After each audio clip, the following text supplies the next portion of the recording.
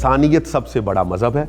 آپ انسانیت کو ہی پروان چڑھائیں، ہر انسان کا احترام کریں، یہ انسان نائب خدا ہے، یہ خلیفۃ اللہ ہے، لہذا انسان کی قدر کریں، انسانیت کی تذلیل کہیں بھی نہ کریں، کیونکہ اسی کا نام انسانیت ہے کہ ہم ایک دوسرے کا خیال رکھیں۔ دیکھیں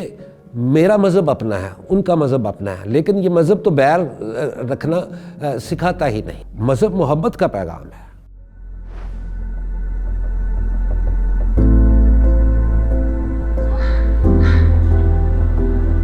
آواز دو جو فورم ہے، اس کی مجھے کوئی 2 سال پہلے تقریباً خبر ہوئی، اور مقاصد اس کو بنانے کے یہ ہیں، تو پھر میں تو سمجھا کہ یہ آواز دو کا جو پلیٹ فارم ہے یہ تو عبادت والا پلیٹ فارم ہے۔ آواز دو پروگرام میں کا 2 سال سے تقریباً پتہ چلا، اور پھر میں اس کا ڈسٹرکٹ فورم کا جب ممبر بنا تو پھر اس کے ساتھ میں کام کر رہا ہوں، اور میرے لیے زندگی کا یہ ایک نہایت خوبصورت اور بہترین تجربہ ہے آواز دو فورم کے ساتھ کام کرنے کا۔ مجھے بہت کچھ یہاں سے سیکھنے کا بھی موقع ملا ہے۔ ہم نے جگہ جگہ پہ سیمینارز منعقد کیے، کانفرنسز کی، اور ایک دوسرے کے تقریبات میں بیٹھے، اور یہ آواز دو کے پلیٹ فارم سے ہمیں پتہ چلا ہے۔ آواز دو پروگرام پسماندہ اور کمزور طبقات کو اویئرنیس پہنچا رہا ہے، معلومات فراہم کر رہا ہے۔ جی، آواز دو ڈسٹرکٹ فورم میں ایک مسئلہ آیا تھا کہ ڈی ایچ کیو میں اقلیتوں کے ڈائلسس کے لیے مسائل بڑے ہیں، اور چونکہ غریب جو اقلیتی بھائی ہیں یا بہنیں ہیں ان کے علاج معالجے میں بڑی دقت ہے۔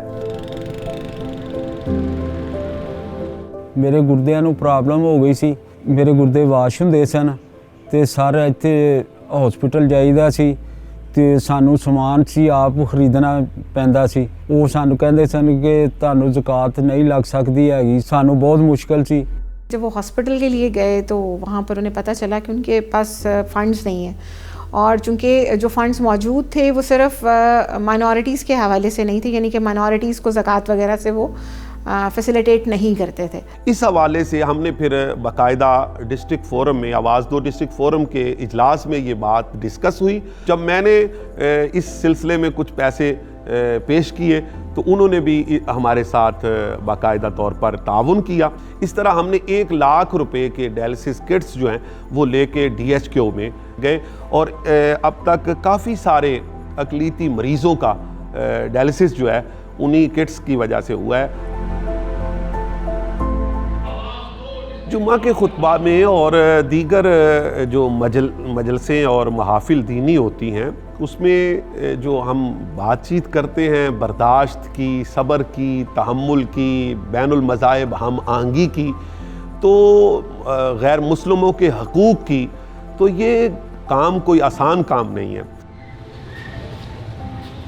انہوں نے بتایا کہ مذہب ہمیں حقوق کے حوالے سے یعنی کہ یکسانیت اور انسانیت، یعنی کس طرح ہم مل جل کر رہتے ہیں، اس حوالے سے انہوں نے ہمیں درس دیا۔ کافی اچھی چیزیں انہوں نے ہمیں بتائی جس سے مجھے کافی کچھ سیکھنے کو ملا۔ کچھ فیکٹر ایسے ہیں ہمارے معاشرے میں جنہوں نے نوجوانوں کو ایک نئی طرف موڑ دیا ہے۔ اب اس راہ سے ہمیں ان نوجوانوں کو ہٹانا ہے، اپنی نسلوں کو بتانا ہے کہ یہ طریقہ ٹھیک نہیں، یہ طریقہ ٹھیک ہے۔